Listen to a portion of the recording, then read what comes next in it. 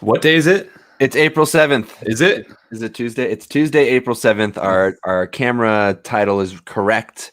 And we're here again. Once again. Mitch, how many times do you think I can wear this hat in a row? Infinite amount of time. Infinite amount of times? Yeah, I don't think you're gonna take it off for this. I mean, I take it off, but I only put it on for this because my hair is out of control.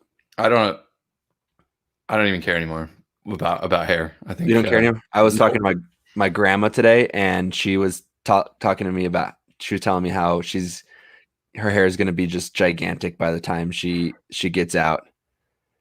Yeah, she said it just like that. So I laughed because she made it sound like she was in prison. She was like, yeah, once I get out of here, I'm gonna get a haircut. She doesn't sound like that, but no, unfortunately.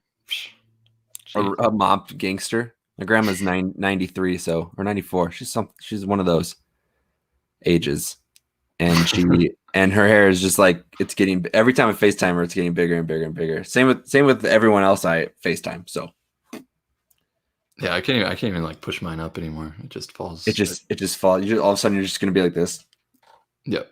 In 2 weeks, you're gonna be like, "Welcome to Camera Shop Talk for." April 16th. By then, I think I'm just buzz it all off. Honestly. You're gonna buzz it all off. It's getting to that point. Mike says he invented a game for us called Virtual Haircut. I'm down. I'm gonna click that link later, but I won't let me click right now, so I can't. But today, Mitch and I are talking about iconic images, and there are so many. If you type in the word iconic image on Google, you just get bombarded with like great images, terrible images that people have just done a really good job of like putting SEO tags on.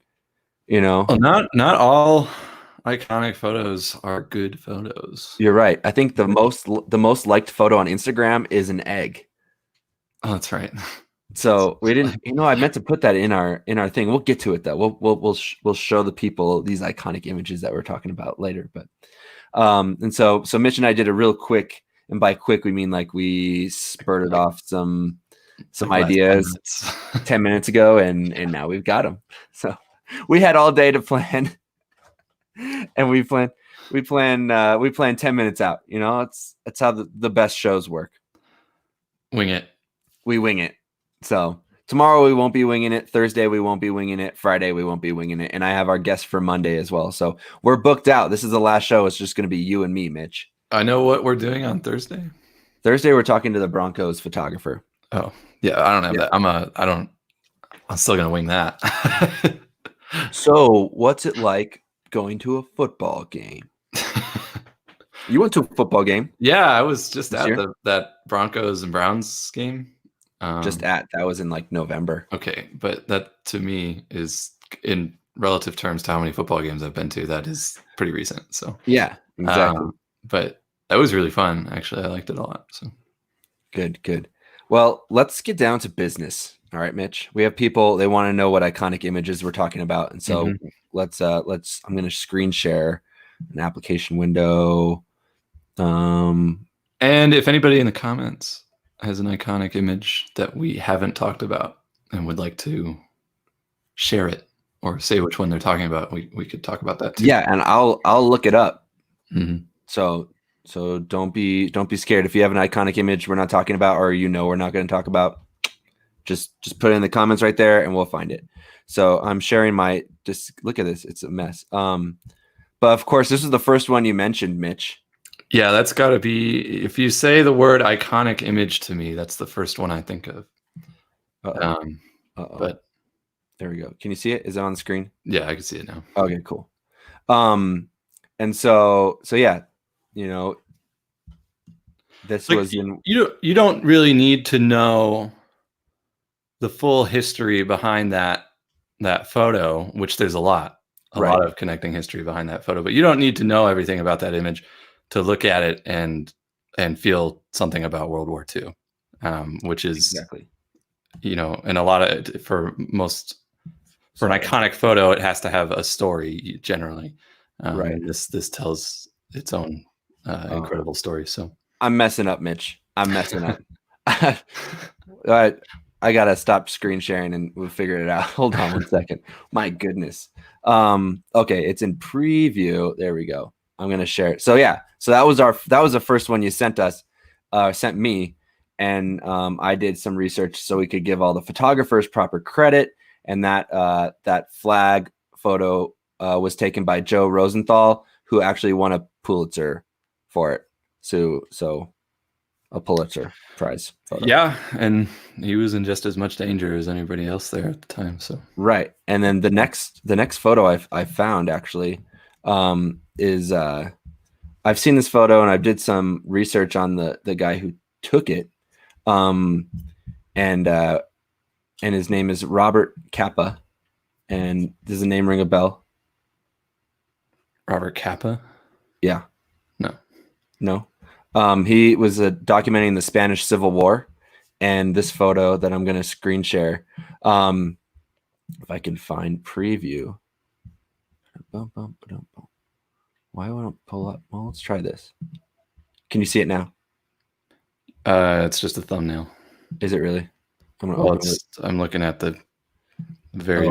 Oh, look at that! Oh my gosh, the little Apple preview. I'm gonna get it right, people. I'm gonna get it right. Aha! There we go. There it is. Yeah, there it is. This is I think it was actually called. They called it Soldier Falling, or Falling Soldier. There we go, Falling Soldier. And it was taken by Robert Capa, and I guess up until like maybe 10 years ago, this was supposedly like the best war photo ever taken.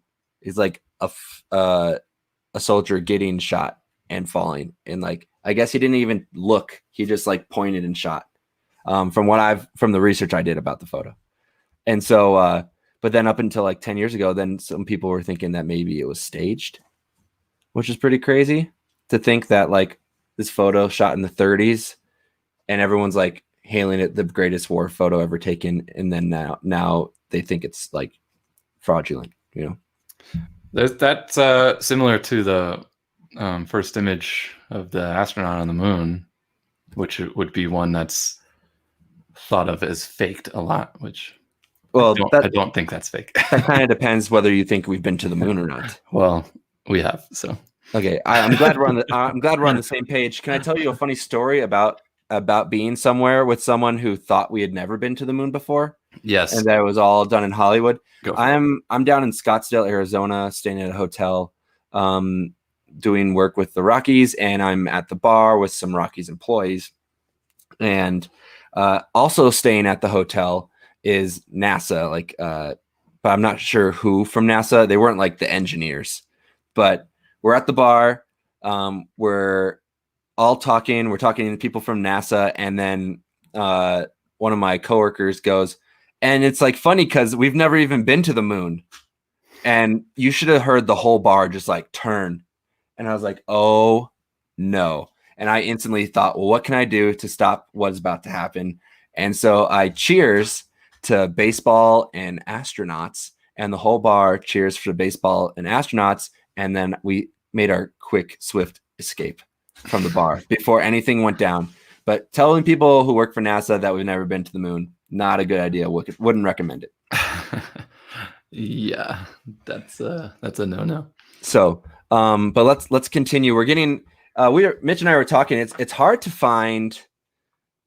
I was like, it's hard to kind of classify an iconic image, you know. And I feel like a lot of people are always like, what makes an iconic image, or how do you go out and make an iconic image? And I think it just has a lot to do with the time, place, what's happening, and whatnot. And there's no one goes out every day and says like, I'm gonna go make an iconic image today, you know. Well, the picture has to relate to right. many people. You have to have some emotion about it, and so majority of iconic images come from some sort of tragic event. So, right, like a world war or a disaster or some sort of suffering going on is usually something that tells a story, and a lot of times it's related to a sad topic. Right. And then on the other hand, it's either some sort of incredible sports achievement. So Sure. Which are both things that a lot of people are going to be invested in. So it's more, I would say it's more about the actual event taking place than the actual quality of the image, or if it's technically a good photo. Right. As long as it's just some sort of, if you've captured that moment or documented that moment in just the right way. And how many more iconic photos were made on film than are shot digital now? It's that's a tough one to say. I guess history is really long. We have a lot of years behind us. The thing is that now we have, instead of just one photo to represent an event happening, like at the time, maybe World War II, like that, there was maybe like 3 or 4 images from that flag racing on Iwo Jima or something, or if there was that one picture of the sailor and his wife in Times Square, or the or like the Hindenburg going down. That was one image. But speaking of, no, it was 2 images, Mitch, and this is why I found 2 images. All right, we've got this one, right? And then we've got this one. This is kind of the one that I think everyone knows. Yeah. Right. But if that had happened today, right, there'd probably be thousands of images and videos of it. Right. It would be everywhere. And it would be dispersed, and there wouldn't just be one photo, because not everybody was a photographer in the 1930s, and not everybody was a photographer in the 50s. So not everyone was putting it on the gram. Yeah. You had to whip out your brownie, right? And load it real fast, and catch the frame. But these aren't even that good of photos. They're just iconic because someone was there to capture them. Can we get to sports? Let's do sports.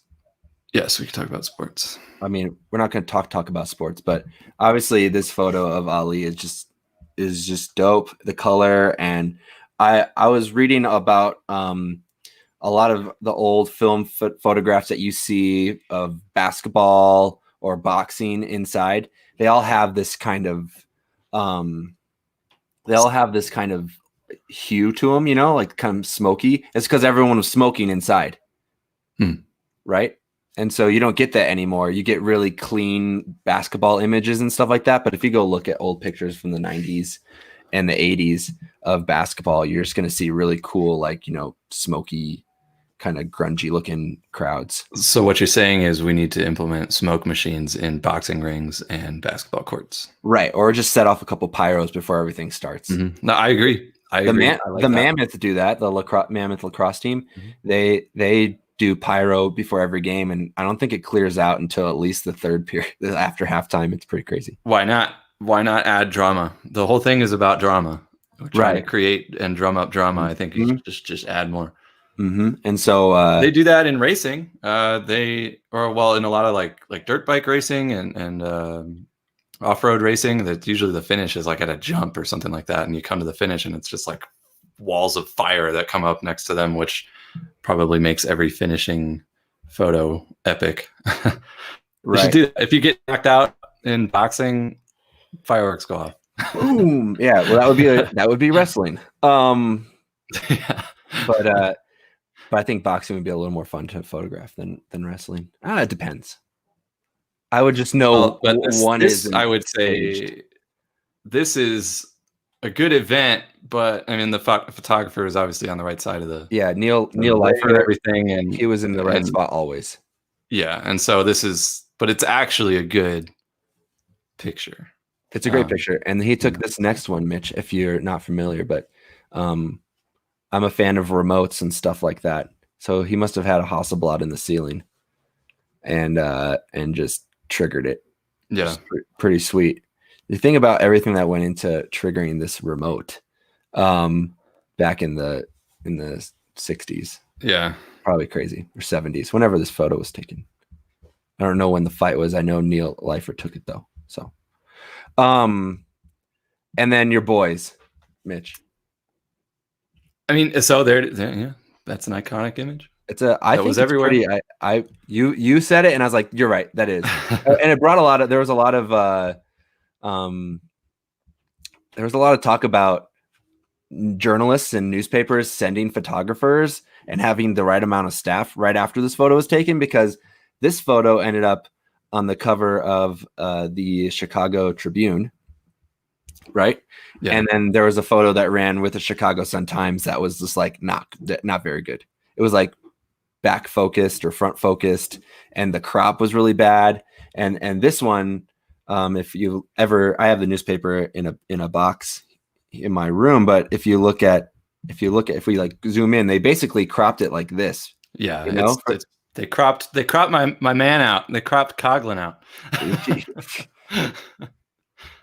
But yeah, I mean, yeah, but the structure of that specific frame though works really well, especially for like magazines and stuff, because it's vertical. Right. It fills the whole frame really well, going all the way up, and you've got, you know, a lot of the star players of that moment happening, especially just like capturing Rizzo and Chris in midair. It's just like everything lined up perfectly to make that kind of go off like wildfire for everyone. So it's a perfect example of cropping for impact. You know, it's kind of you hear a lot of people come on the internet or into the camera shop and say, I don't crop my images at all. And it's like, well, yeah, I mean, if you got to crop your images, you look at that picture. And again, this is less about the quality of the image, as long as it's in focus, right? This is less about the quality of the image and more about the moment. And if you're just trying to get rid of the distractions or just trying to fill it up so people see the event. Yeah. And if we had never mentioned cropping, nobody would have, 99% of people would have never noticed that it was even cropped. Right. So that's, you know. So I love that photo. Let's get back to, here we go. This one. We did some research before we came on the show, and we're trying to figure out who exactly took this photo. And I'm not 100% sure after reading a couple of New York Times articles and a couple other articles. Like, I don't think they actually know who took this photo. Yeah. But you can, there's a lot of cool background story about this. And I think now the photos are owned by like a photo collector. So, and they have an original I think it was a glass plate negative. Or maybe it wasn't glass. It looked like glass because it was cracked to bits. But the original the second photo, like, it looks just like this, but it was like a different photo. It had like a bunch of cracks down the middle and whatnot. So yeah, that's a pretty crazy photo though. Yeah, this really shows the condition that they were forced to work in. Right? That's not. Imagine this in 2020, right? The outrage. Yeah, exactly. There's no hard hats. There's no vests. Yeah. They barely have. Some of them aren't wearing any shirts, you know. So, and they're smoking on the job site. But it is. I mean, it's a picture you could look at for a while. There's like a million stories going on in that picture. So it's yeah. I think IKEA sells it for like $50. So if you want it hanging in your bathroom, just go to IKEA.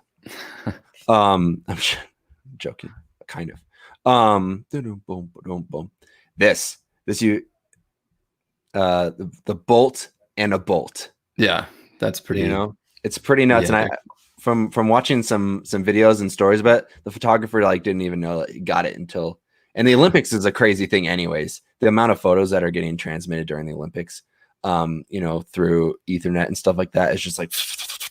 And so I can't imagine the reaction of the photo editor when this landed in their folder, just going like, holy crap, you know? So I think this is one of the crazier sports photos I've ever seen. And it's just luck, you know? It's just luck. Yeah. That right place, right time. Yeah. And perfect subject. It all just comes together on that one. So right. He's in the exact right place. Like, oh.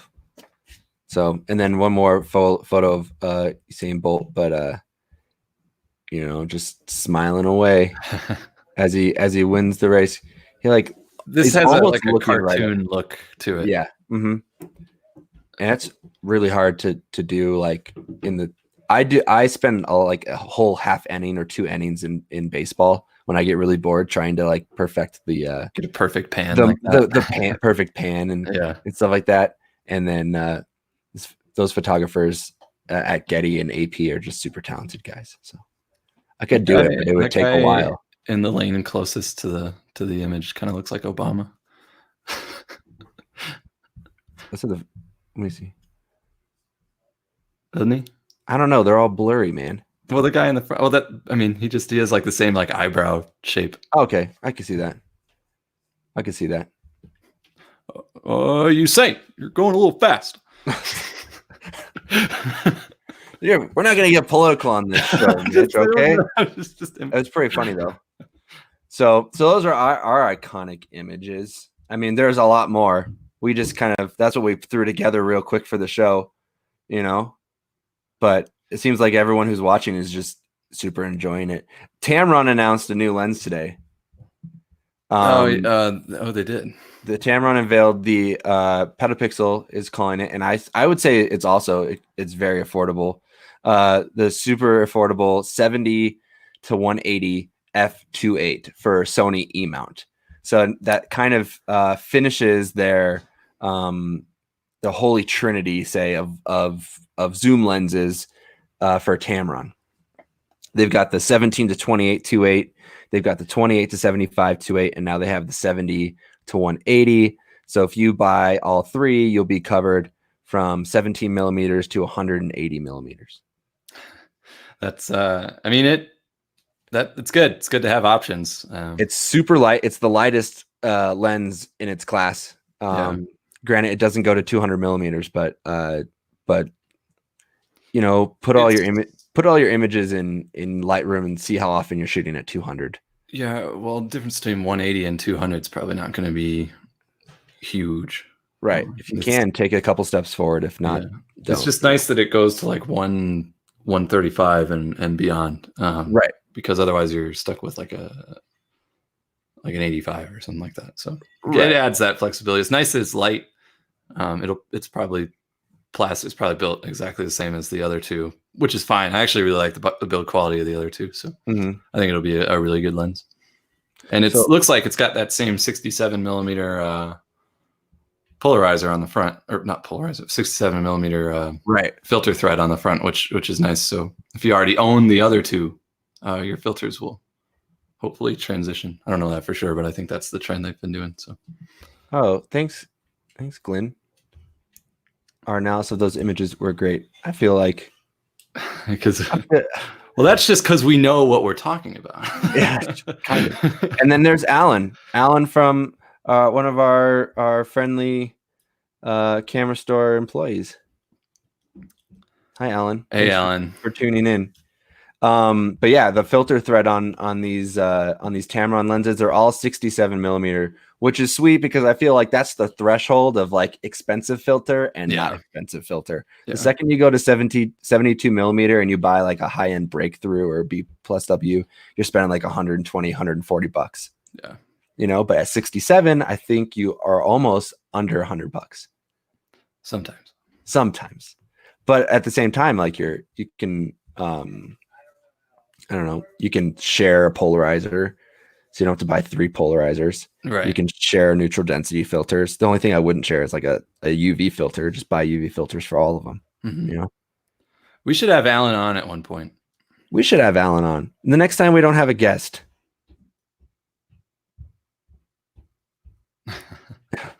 Thanks. We appreciate that. There we go. I'm going to put that up and I'm going to make that the screen saver, It's going to be like, boom. You're going to have to, we're going to have him record like a message. I'm Glenn Lavender and I watch Camera Shop Talk with Inglewood Camera. Well, there was one other thing I wanted to mention about like iconic images. Is some actually get statues made. That's true. You've made it. Yeah, and so like that the Iwo Jima one that has a statue in DC, and what's the other one? Is it technically an image, the one of Rocky in Philadelphia?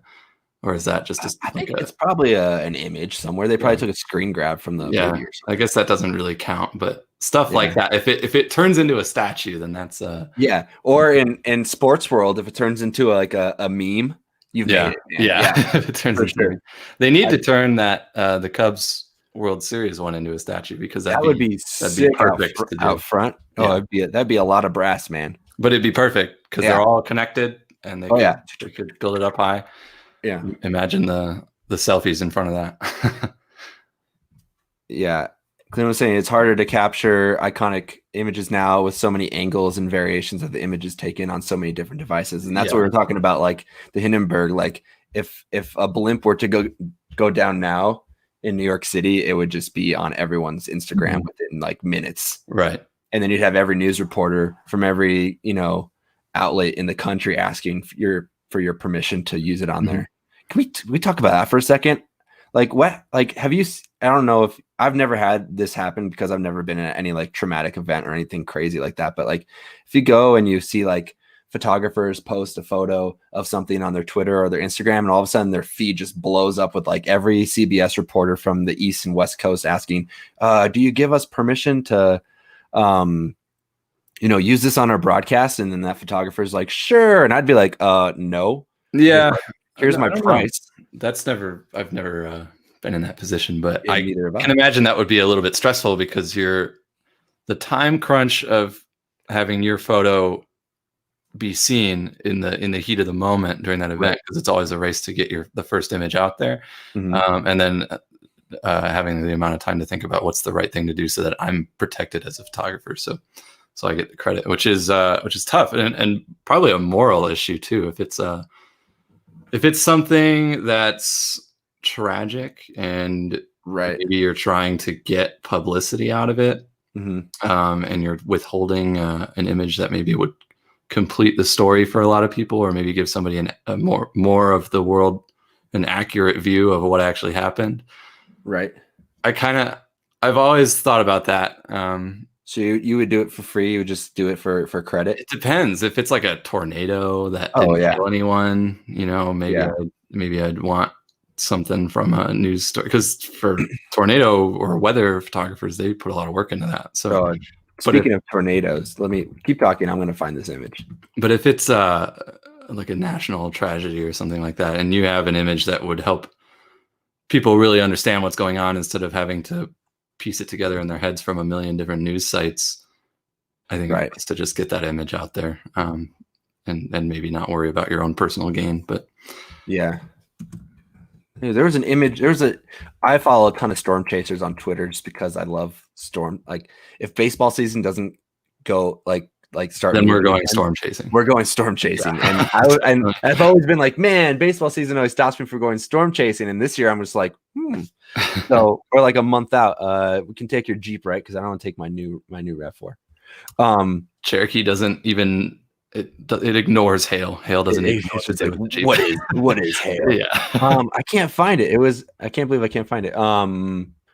But was it this one? Yeah. Was it this one? I love storm cell photos. My favorite storm cell pictures are the ones where they get the entire thing. Yeah. If you're a couple miles away from it and you can get from edge to edge the entire cell. I love those images. I want to get one of those so bad, even if it's not like good. I just want to get one. Yeah. This one was just ridiculously crazy, and I can't find it. Maybe I'll find it for the next broadcast tomorrow. But so we can just like come full circle. But it was the coolest image I've ever seen, like hands down landscape. And that's why it was like, it had the blue, the dark blues and the teals, but it also had like a sunset happening in it. And whatnot. And so, and the nice thing, I mean, these storms are super dangerous, but at the same time, they're not like Tornado Alley tornadoes. Right. Yeah. And so, I don't know where I was going with that, but I would feel a little more comfortable storm chasing on the eastern plains of Colorado than I would, Kansas and you never know. But you never know when you're gonna get the big one. You never know. Nature is the most powerful thing in the world. Right. So you can't play with it too much, but I am looking. If you're in my Jeep, we're going straight towards it. No, that's not how it goes. That's what I was gonna do with this downtime, was to actually like, there's like some storm chaser like school you can like online, study storm chasing and stuff like that. Yeah. And so I'm so interested in that. I think I would just spend like a week straight just learning how to like follow a storm and track a storm and whatnot. But I wonder what storm chasers from before, like handheld smart devices, would have done for a cell phone like we have today. Right. To just mount to their dashboard and be like, "Where's the storm?" Yeah, we're gonna go like follow. We could go. I'm gonna go watch Twister next right now. I bet it is fascinating the amount of equipment they have mounted to their vehicles. It's probably a whole nother game. And I think they have a whole like student storm chasing kind of study weather center up at CU Boulder that I saw. So that would be interesting to talk to them. I don't know. Well, that was the other thing. If anybody had any thoughts on if there's any iconic landscape images, because we were struggling to come up with an iconic landscape photo. Oh yeah, we did find, where'd it go? I must have dropped it somewhere else. But it was the winter image of Yosemite by a winter image of Yosemite by, why am I drawing a blank? What kind of photographer am I? Ansel Adams. Sorry, man. You didn't even help me out, Mitch. You're just gonna let me fail. I was waiting to respond to Chris and Rick. Oh yeah, Chris says just go watch Twister. Chris, it's probably a that'd be the safe thing. Safer option. That'd be the safe thing to do, but that's like what a sports photographer is doing right now. They're watching reruns of sports and taking pictures of the sports on the screen. We could go storm chase. The Twister is on Twister. All right. That's a good way to social distance. So Rick wants to know, hey, did you miss Mark Morris? No, Rick, that's tomorrow, but we've been doing this every day. So thank you for tuning in right now because you're important to us. Rick, I miss you coming into the shop. Oh, my mom. Yep. The guy at Monument Valley on the horse. That's true. Can't believe I didn't think of that. Yeah. But tomorrow, we're going to have Mark Morris on the show. Hey, Pam, is that guy still out there? Yeah, he just stands there and charges. He's taking Venmo now, though. So I think I've done that. I've gone on that horse in that spot. Have you really? Yeah. It's a little bit of a bummer, that whole area. It's gorgeous, but it's kind of like feels a little bit like a carnival. Okay. The way everything's set up, it's almost like everything's an amusement or an attraction, and the way it's all set up. So I wish it wasn't so much like that, but it's not really up to us. So, but it is really one of the most beautiful places out there. Have you shot Antelope Canyon? No. I think we were gonna go there. This was a family trip through Arizona and a little bit of Utah, but it was we went past it, but I don't know. All I hear is that it's just not fun anymore because of how many people are crammed in there. And if you're a photographer or if you have a tripod or something, you have take a tripod in there anymore. Yeah. Well, I think you can, but you have to go. You have to I don't know if you spend more money, but you go in a separate time slot before everyone else. As far as we know. Oh, really? They changed it? Because when I went 2 winters ago, we went in the winter, so there were no sunbeams or anything like that. Yeah. So it was a lot colder, but there was no crowd at all. We went with like 8 people, but you had to pay extra to bring your tripod in, and they literally just hold the crowds back. But I read an article a couple of months ago that said they're not letting tripods in there anymore. So yeah, that's a place that I guess it'd be cool, but I don't even know if I'd want to bring my camera because there's I don't know that I'm good enough to find a more unique angle than what's already been done. I mean, because there's no room to move. So it's I think I'd almost rather, that's a situation I'd almost rather just look at it and not worry about the stress of getting a good picture. But Bob Jackson's photo of Jack Ruby shooting Lee Harvey Oswald. That's a sweet photo. Let me by sweet I mean a cool photo, not like, oh yeah, I'm glad that it happened. But let's see here if I can find an actual photo of it. There we go. I'm gonna open this. We're just stealing photos. That's what we're doing. That one's dodged weirdly. Yeah, that the Empire State Building one is dodged and burned to the max. Right. Yeah. Yeah. Well, it almost doesn't even look like one image. It's let's show this photo, and then you can see if I can.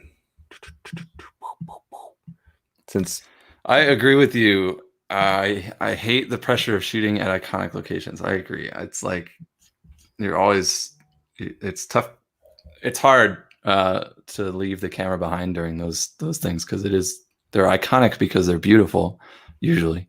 And as photographers, we want to take pictures of pretty things, and so there it is. It's hard.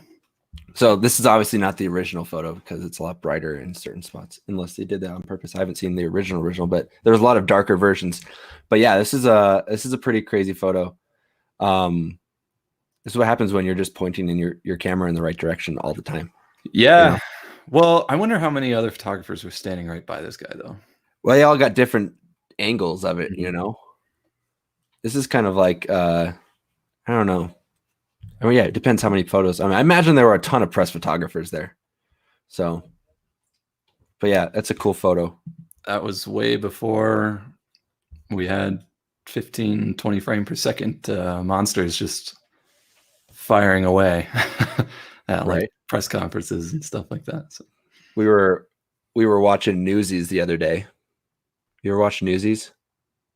It's on Disney Plus. I love Newsies. I studied music. All right, there's like the music nerd in me, but there's a lot of cool old cameras in Newsies because it's based around newspapers. Oh yeah, I guess I'd probably watch that. I do have Disney Plus.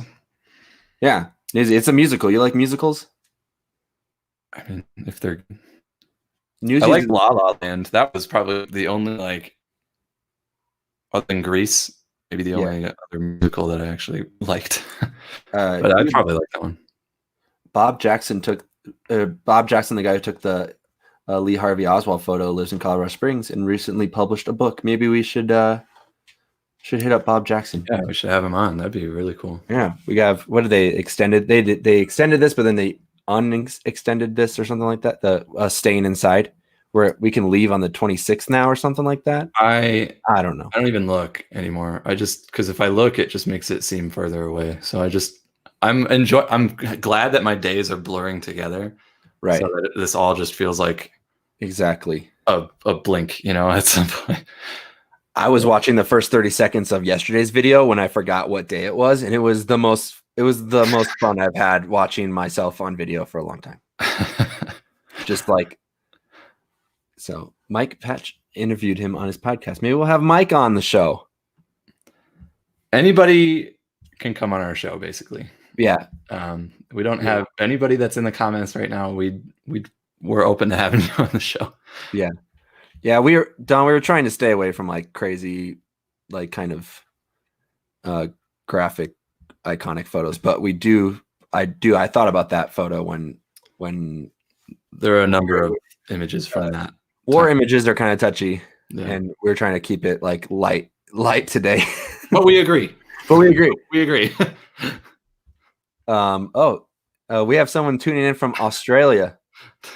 That's what I was like, Glenn. All of the days. No idea you're in Australia, mate. Day. That's good. Good day. Good Tuesday. That's a good idea. Tomorrow is day.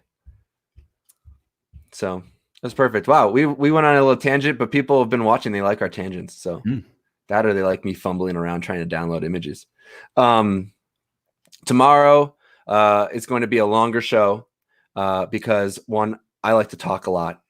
Mitch, you like to talk gear a lot. And crikey, we're going to have Mark Morris on the show. And I know that when you get me and Mark Morris and myself in the same room, it's going to be chatty McChatterson. All right?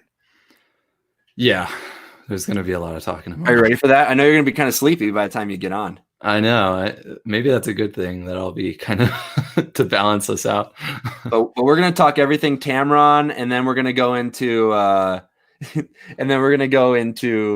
it's not a bad thing that Mark likes to talk. No, we love when people are excited about the gear that they represent. Exactly. That's a good thing. You should be happy about the thing that you're working with. Right. And so we're gonna talk everything about Tamron, their new lens. I'm sure Mark knows all the ins and outs of it and how cool it's gonna be and how light it's gonna be. And then I told him we should talk maybe the newer Sony Primes, because Primes have been a big thing on here. If you don't shoot Primes, don't watch our show. We haven't talked about Primes in a while. I know. So, jeez, gonna get me off on another tangent. But we're gonna talk about that, and then we can talk about the camera industry in general. So, if you go to, or you can message us, and we'll ask Mark questions through that. But tune in tomorrow at 5:15, and it might go till 6:15. It might go till 6:30. Who knows? Who knows, Mitch? I might fall asleep during it. So. You might fall asleep. Mitch has trained himself to sleep with his eyes open, so he'll just be here like this. So yep. Man, Mike, we're just poaching we're just gonna poach all your guests. He said he's had Mark on his podcast too. Mike, what's your podcast name? And I'll go listen to it tonight. So this has been Camera Shop Talk for April 7th. Tomorrow we're gonna change the title. It's gonna be Camera Shop Talk with Mark Morris of Tamron.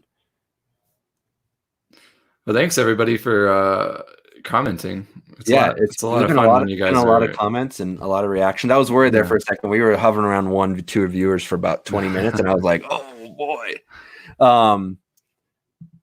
We gotta have Chris on too. I want to talk about that X100. Chris, you're coming on too. We're gonna talk about the X100. We'll book you for next week. I'll be in contact. I'll have my people call your people. So, right on. We'll catch you guys tomorrow, same time, same place. All right. See ya.